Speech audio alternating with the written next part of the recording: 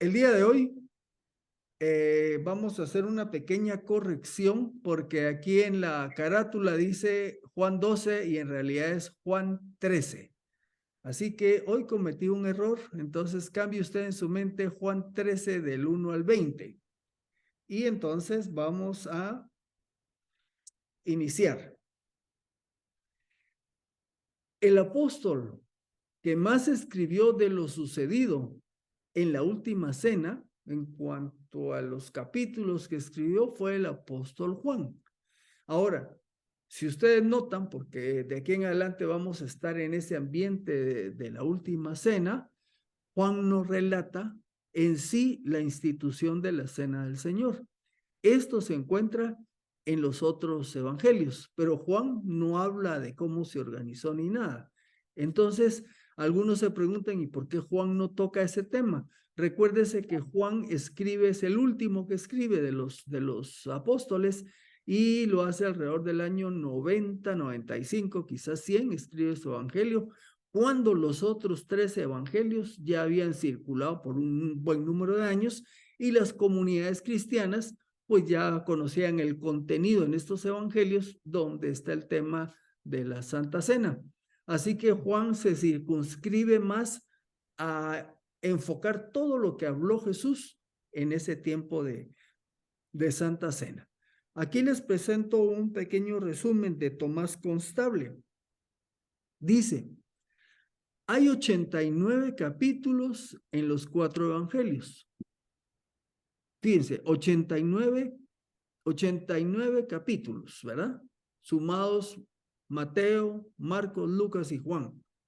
De estos 89 capítulos, 4 hablan de los primeros 30 años de la vida de Jesús. 4.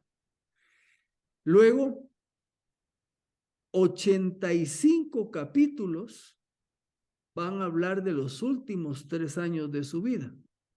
Y de estos 85 capítulos, más o menos 27 van a tocar lo que pasó en los últimos 8 días de la vida del Señor Jesús. En pocas palabras, 1/3 de lo que está en los evangelios se refiere a los últimos días de Jesús y ponen énfasis en la muerte y resurrección de Jesucristo. Nosotros ahorita entramos al capítulo 13 y de aquí en adelante hasta el 17 y luego llegando hasta el final va a ser el tema de esta última semana y luego la muerte y resurrección de Jesucristo. Así que, repito, estamos en el capítulo 13. El versículo 1 dice así, antes de la fiesta de la Pascua, sabiendo Jesús que había llegado su hora para pasar de este mundo al Padre, como había amado a los suyos que estaban en el mundo, los amó hasta el fin. Ahora sí, había llegado su hora. Recuerden que hemos hablado varias veces esto, que en capítulos pasados Jesús decía, aún no ha llegado mi hora. Ahora sí ha llegado. Estaba a pocos días de cumplir su propósito de ir a la cruz.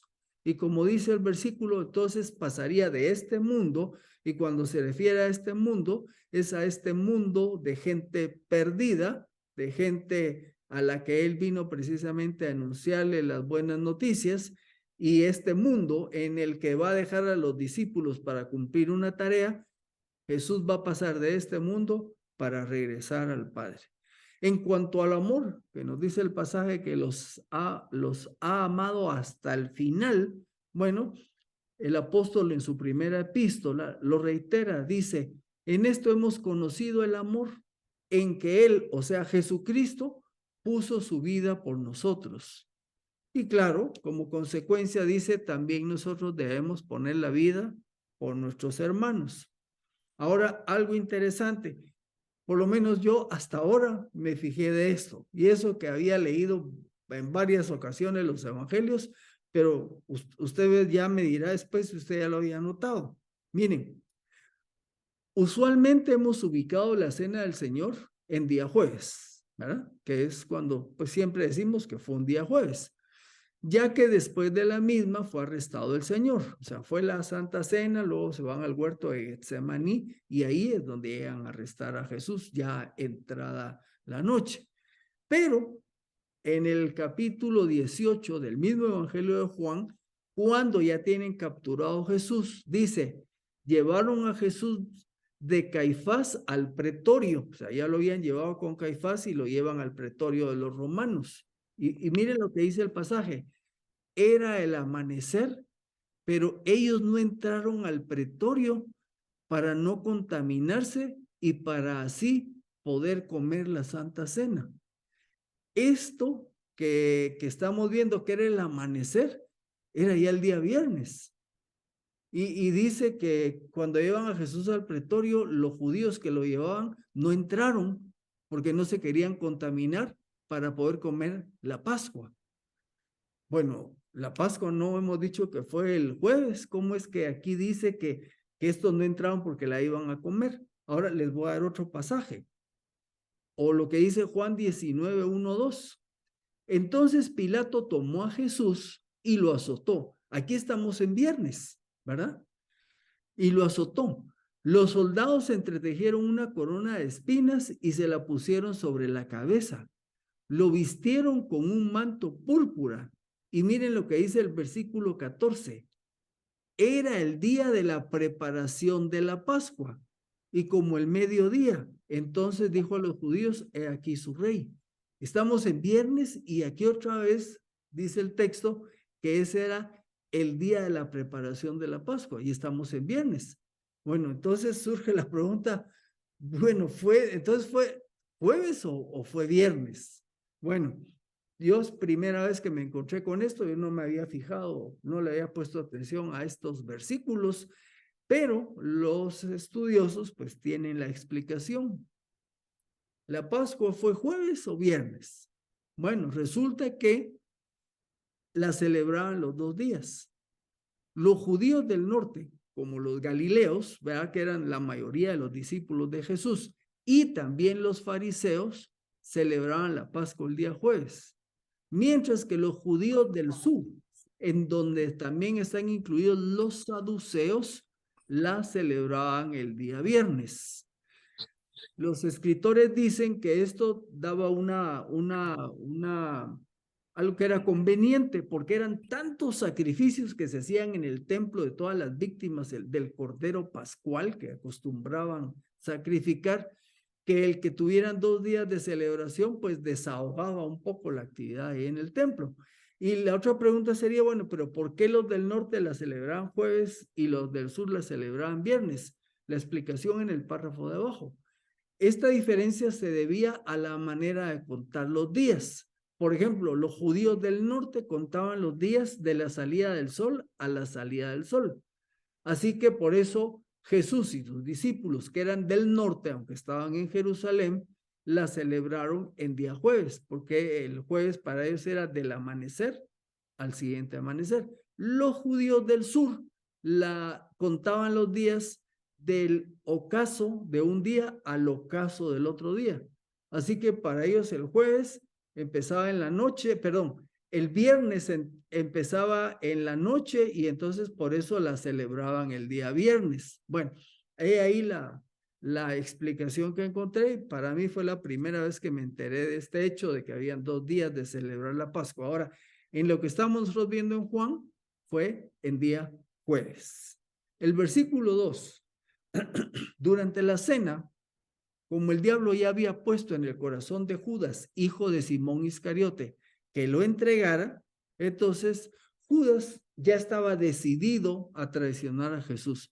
En realidad Judas nunca fue un seguidor genuino. Esto ya lo había decidido antes de la cena y, como dice el pasaje, bajo la influencia del diablo. Ahora, que diga bajo la influencia del diablo no le quita responsabilidad a Judas, porque él tomó su decisión. Judas tenía un corazón endurecido que no fue sensible al amor del Señor. Recuérdense que ya vimos en una escena anterior cuando María abre aquel medio litro de alabastro, de este frasco de alabastro de perfume de nardo, que era carísimo, costaba el sueldo de una persona de un año, y Judas se molestó porque dijo que eso se pudiera haber vendido, dar a los pobres. Pero Juan, que ya conocía la historia, pues dice, nah, no le importaban los pobres, lo que pasa es que él era el que manejaba la bolsa, era el tesorero del grupo y robaba. Entonces decíamos, Judas era un hombre que tenía su corazón en las cosas de la tierra. Y alguno preguntaría, bueno, ¿y por qué anduvo con Jesús los 3 años?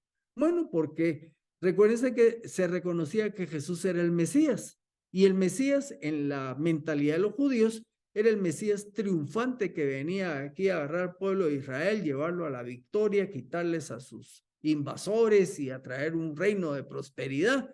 Entonces Judas andaba tras eso. Por supuesto que conforme fue viendo cómo Jesús evolucionaba, y ya recientemente vimos que empezó a hablar de su muerte, con más razón dijo, no, aquí no voy a cachar yo ningún puesto, ¿verdad? Porque aquí no veo la cosa clara. Bueno, ese Judas fue el que se dejó manipular por el diablo y él tomó su decisión. Jesucristo, sabiendo que el Padre había puesto todas las cosas en sus manos y que él había salido de Dios y a Dios iba, en pocas palabras, teniendo Jesús toda la autoridad de parte del Padre, y a pesar de su divinidad, o sea, Jesús era Dios, iba a hacer algo en este pasaje que rompía, y lo repetí 2 veces, con lo establecido. ¿Qué es lo que iba a hacer? Versículos 3 y 4. Se levantó de la cena, se quitó el manto y tomando una toalla se ciñó con ella. Luego echó agua en una vasija y comenzó a lavar los pies de los discípulos y a secarlos con la toalla con la que estaba ceñido. Miren, la tarea de lavar los pies en aquellos días era una tarea reservada para los criados de más baja condición. Es más, ni siquiera los judíos que fueran siervos lo hacían, sino esta tarea se la dejaban a los siervos que fueran no judíos. Era así la tarea más baja que podía haber, limpiar los pies de los invitados, que era una costumbre dentro de los judíos. Ya en un pasaje pasado de otro de los evangelios se recuerdan que un fariseo dice, ¿cómo es posible que Jesús se deje limpiar por esa mujer si es una mujer de mala reputación? Otra mujer que no es María, ¿verdad? Esto está en Lucas. Y entonces Jesús le dice, cuando vine no me lavaron los pies, porque era costumbre que andaban con sandalias, se llenaban de polvo. Cuando iban a una casa, pues había un siervo que les lavaba los pies. Así que eso que hacía un siervo es lo que hace Jesús, el Señor Dios Todopoderoso, con sus discípulos. Entonces, muy posiblemente a estas alturas el Señor les había dado la lección que anoto acá, pero el que es mayor entre vosotros será vuestro siervo. Eso se lo dijo ahí en Mateo 23:11. Pues ya les había dicho, el que es mayor será vuestro siervo, pero ellos no habían todavía entendido. Así que Jesús va a marcar la pauta con su ejemplo. Miren, muy probablemente los discípulos quedaron avergonzados y atónitos, o sea, asombrados ante el hecho de que su maestro les lavara los pies. Por otro lado, lo que debería haber sucedido es que alguno de ellos le hubiera lavado los pies a Jesús, pero que Jesús lo hiciera, eso los conmocionó. Así que cuando va lavando los pies, y se recordarán que ya hablamos de que ellos no estaban sentados como nosotros en una mesa, en una silla, y que Jesús se había tenido que meter debajo de la mesa. Ya mencionamos que era una mesa baja y que se estaban recostados con su brazo izquierdo sobre un cojín y los pies hacia afuera de la mesa. Por eso fue que Jesús pudo ir lavándole los pies de uno en uno a los discípulos. Cuando llegué con Simón Pedro, le dijo, Señor, ¿tú me lavas los pies a mí? Pocas palabras como que dice, ¿cómo va a ser eso que tú me laves los pies?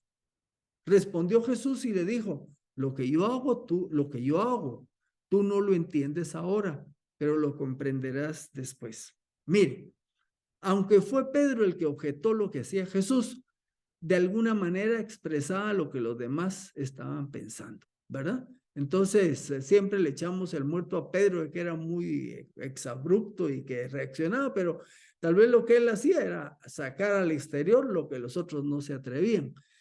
Ahora era incomprensible este hecho para Pedro y los demás, pero después de su muerte, resurrección y ascensión, Pedro y compañía entenderían que el Hijo del Hombre no vino para ser servido, sino para servir y para dar su vida en rescate por muchos. Recuérdense que en la mente y corazón de ellos todavía estaban con la expectativa del Mesías libertador, ¿verdad? Les estaba costando entender que el Mesías que tenían enfrente en su primera venida vino como el Mesías sufriente, vino a pagar un precio. Así que para ellos todo esto no lo lograban captar plenamente. Pedro le dijo entonces, bueno, si tú quieres hacer eso, yo no me voy a dejar. Jamás me lavarás los pies, le dijo. ¿Y qué le dijo Jesús? Si no te lavo los pies, no tienes parte conmigo. Y obviamente aquí Pedro está pensando en el aspecto físico, ¿verdad? Miren, Pedro, aún sin entender, no quería que el Señor le lavara los pies. Y entonces Jesús le dijo que si no te lavo los pies, no eres parte de mis seguidores. Y por supuesto, este lavado de pies es una metáfora de la limpieza espiritual que el Señor obra en los que creen en Él. Solo los que Él limpia pueden tener una relación con Él, ¿verdad? Entonces, aunque hay un lavado de pies literal, está ejemplificando una verdad que va más allá, ¿verdad?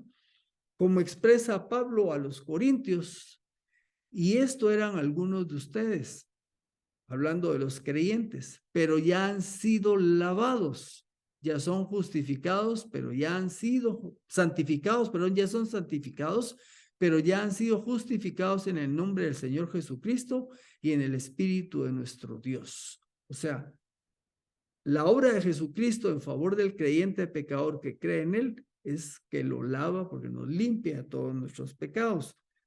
Entonces viene Pedro, todavía con su mentalidad, bueno, si no voy a ser parte de ti, entonces no solo mis pies, sino también las manos y la cabeza. Entonces le dijo Jesús, el que se ha lavado no tiene necesidad de lavarse más que los pies, pues está todo limpio. Ya ustedes están limpios, aunque no todos. Pedro todavía no entendía el lavado, perdón, todavía entendía el lavado como un hecho físico. Entonces quería también las manos y la cabeza. Sin embargo, los que creen en Jesús son lavados por su sangre y es algo que sucede una sola vez y no se repite. El que creyó en Cristo es lavado, punto. Ya no hay más que hacer.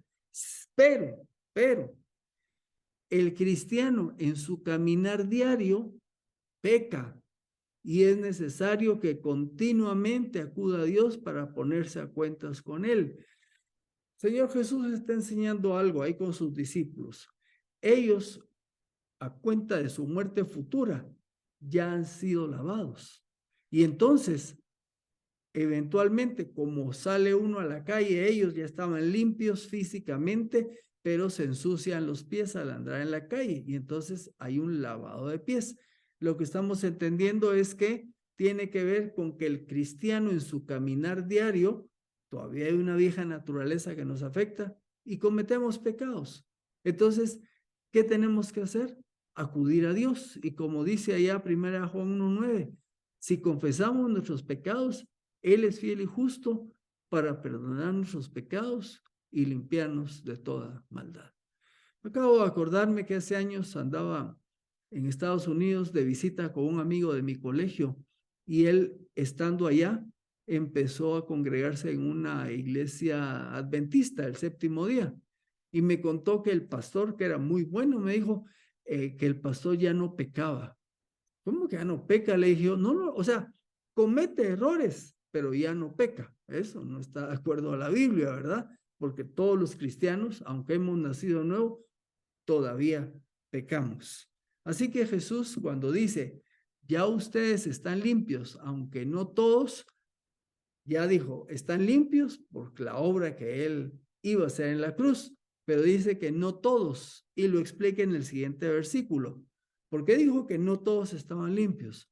Porque sabía quién lo entregaba. Por eso dijo, no todos están limpios. Y obviamente se está refiriendo a Judas. Judas no había creído en Cristo y por ello no había sido limpiado. Así que por eso dice, no todos. El versículo 12. Así que, después de haberles lavado los pies, tomó su manto, se volvió a sentar a la mesa y les dijo, ¿entienden lo que les he hecho? Y aquí me detengo. Acabo de hablar que esta limpieza de pies de alguna manera ejemplifica el hecho de la necesidad del creyente de estar en un camino de santificación, que en su caminar diario todavía peca, pero entonces tenemos el recurso de la confesión y el Señor aplica el perdón que ya nos dio en Cristo Jesús a nuestro caminar para mantenernos en buena comunión con Él. Sin embargo, no era esa la lección más importante que Jesús estaba enseñando con este lavado de pies, y vamos a ver hacia dónde quería ir el Señor Jesús. Dice que tomó su manto y se volvió a sentar a la mesa. O sea, Jesús retoma su papel como maestro y prosigue con la aplicación práctica de lo que demostró. Recordemos que fue durante la cena que los discípulos discutieron respecto a quién de ellos sería el mayor en el reino. En otro de los evangelios se nos relata esta escena. Es en la Santa Cena que lo que vamos a ver tuvo lugar. Se suscitó también entre ellos, entre los discípulos, un altercado sobre cuál de ellos debería ser considerado como el mayor. Y Jesús les dijo, los reyes de los gentiles o de las gentes se enseñorean de ellos, y los que tienen autoridad sobre ellos son llamados bienhechores. Pero no es así entre vosotros. Antes, el mayor entre vosotros hágase el menor, y el que dirige como el que sirve. Fíjese que el Señor en algún momento de la cena les dio esta enseñanza. Andaban viendo a ver quién iba a ser el más grande en el reino, y yo les dije, miren, en mi reino el más grande es el que sirve. Y este momento de lavar los pies ejemplificó esa gran verdad. Ustedes me llaman maestro y señor y dicen, bien, porque lo soy. Pues bien, si yo, el Señor y el maestro, lavé sus pies, también ustedes deben lavarse los pies los unos a los otros. Ahí era el enfoque de la enseñanza del Señor Jesús. Ahora, este lavamiento de pies debe tomarse literalmente. O sea que nosotros como creyentes deberíamos de practicar periódicamente lavarnos los pies literalmente unos a otros. La respuesta es no. Les cuento que hay uno que otro grupo cristiano por ahí que agregó una tercera ordenanza. O sea, el bautismo, la cena del Señor, y practican el lavamiento de pies. Pero esos son grupos muy pequeños que tomaron esto literal. Jesús está enseñando la práctica del servicio humilde de los unos a los otros que se debe realizar en la iglesia. Eso era lo que Jesús estaba enseñando, que aprendan a servirse unos a otros. Miren lo que dice Filipenses 2:3. Nada hagáis por egoísmo o por vanagloria, sino que con actitud humilde cada uno de vosotros considere al otro como más importante que a sí mismo. ¿Cómo puedo yo servir a otro hermano si yo me creo que soy más? Y la enseñanza de Jesús es todo lo contrario. Tú tienes que considerar al otro como más importante que tú. Así que si el otro es más importante, no vas a tener ningún problema en servirlo. El mundo pregunta, ¿cuánta gente trabaja para ti? Pero el Señor pregunta, ¿para cuánta gente trabajas tú? ¿Ven la diferencia? En el mundo es quién soy y quién me sirve, pero en el reino del Señor es ¿a quiénes sirvo yo? Eso es lo que estaba enseñando Jesús. Versículo 15. Porque ejemplo les he dado para que así como yo se los hice, ustedes también lo hagan. ¿Qué más queremos? Si el mismo Señor dio el ejemplo de servicio, es que no nos dejó opción. Como dijo Pablo, más bien sírvanse los unos a los otros por medio del amor. Gálatas 5:13b. Haya pues en vosotros esta actitud que hubo también en Cristo Jesús, el cual, aunque existía en forma de Dios, no consideró el ser igual a Dios como algo a que aferrarse, sino que se despojó a sí mismo, tomando forma de siervo, haciéndose semejante a los hombres. Aquí es en otro pasaje de Filipenses, Jesús siendo Dios mismo, no se aferró a eso, sino que se humilló haciéndose hombre y como hombre tomando forma de siervo. Repito, Jesús dijo, el Hijo del Hombre no ha venido para ser servido, sino para servir y para dar su vida en rescate por muchos. Agrega en el versículo 16, de cierto les digo, que el siervo no es mayor que su Señor, ni tampoco el apóstol es mayor que el que lo envió. Jesús aquí habla de roles, no habla del valor de las personas. No está diciendo Jesús que un siervo es menos que un amo desde el punto de vista de su valor como criatura de Dios. No está hablando de roles, de funciones. Y esa es una realidad. Un siervo está abajo de su Señor y un apóstol o un enviado está abajo del que lo envió. Así que si el Señor y enviador vino a servir, nosotros también tenemos que imitarlos. Ahora, eso de servir a otros, diría que aquí nosotros, sinceramente, depende a quién nos toque servir, me explico, humanamente hablando. Quizás a fulano, a mengano, no me afecta verlo como más que yo y servirlo, pero a qué otra persona sí me costaría, ¿verdad? Entonces, por eso Jesús nos está dando esta lección. Y pero miren, 17, si saben estas cosas, bienaventurados son si las hacen. Para disfrutar de la bendición, el paso previo es la obediencia. Ok, ya lo leímos, ya sí entiendo, sí dice que Jesús es el Rey, el Dios y que sirvió a sus discípulos, sí, y que Él quiere que nosotros nos sirvamos unos a los otros, pero no solo es que lo sepamos, sino dice, bienaventurados son si las hacen. No solo es saber, sino hacer. El que practique el servir a los demás recibe bendición. La palabra bienaventurado es la palabra macario, que quiere, como decía Luis Palau, 3 veces feliz. Aquel que sirve a los demás, podríamos decir aquí. Bueno, ahora pensemos un poquito nosotros, y vamos a terminar con eso, en cómo podemos servirnos unos a otros. Estuvimos hablando al inicio del tema de elecciones. Si las personas que se postulan para los distintos cargos de gobierno tuvieran la mentalidad de lo que nos está enseñando aquí Jesús, la vida de este país y cualquier país sería muy diferente. Porque con una persona que esté en autoridad, lo que tiene en su mente es que su función es servir a los demás. Entonces sus acciones irían encaminadas para eso. Jamás un dirigente pensaría en robar, de aprovecharse de su puesto, de tratar a los demás como inferiores. Jamás lo haría una persona que fuera un discípulo de Jesucristo. Lo que buscaría hacer es hacer la gestión de su función para servir a las personas de su comunidad, de su municipio, de su departamento, de su nación. Regreso, versículos 18 y 19. No hablo así de todos ustedes.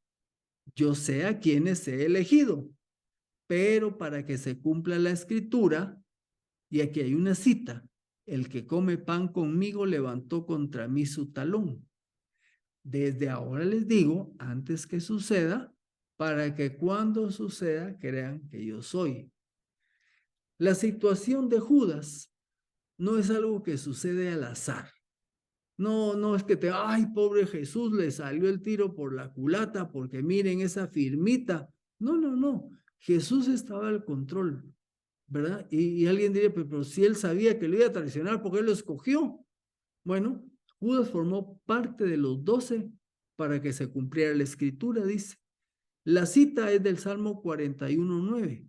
Dice así: aún mi amigo íntimo, en quien yo confiaba y quien comía de mi pan, ha levantado contra mí el talón. Esa es la cita que hizo Jesús en estos versículos. Este salmo lo escribe David. Ahí voy a comentarles algo. La interpretación, como hay palabras que a veces no son muy familiarizados, dice que ha levantado contra mí el talón, ¿verdad? Hay varias interpretaciones. Dice que levantó contra mí su talón. Puede interpretarse como uno que se alejó y dejó la amistad. También puede tener la imagen de un caballo que está a punto de levantar la pata para lanzar una coz y obviamente lastimar, ¿verdad? Entonces, en ese sentido, este traidor hizo una acción reprochable, y también puede tener el sentido de alguien que sacude el pie en el polvo para insultar. Esa es las distintas interpretaciones de esa frase. Ahora, como les dije, esto lo dijo David y se está refiriendo a un personaje que vimos este domingo en la iglesia, Agitofel.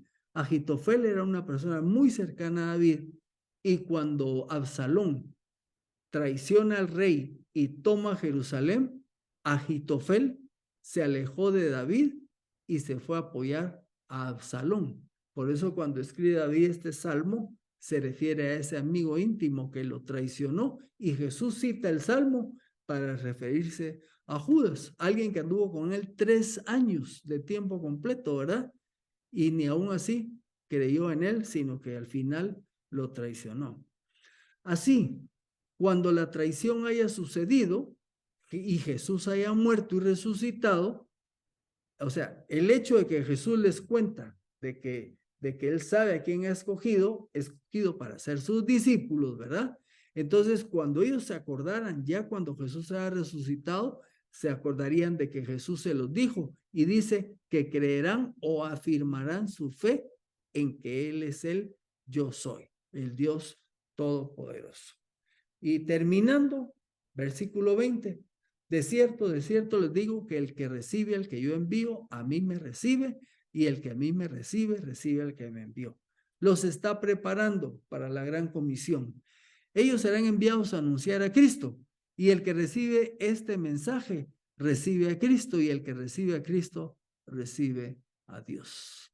Así que terminamos acá, y solo les voy a dejar una tarea, y es: pensemos en ejemplos prácticos de cómo los cristianos nos podemos servir unos a otros.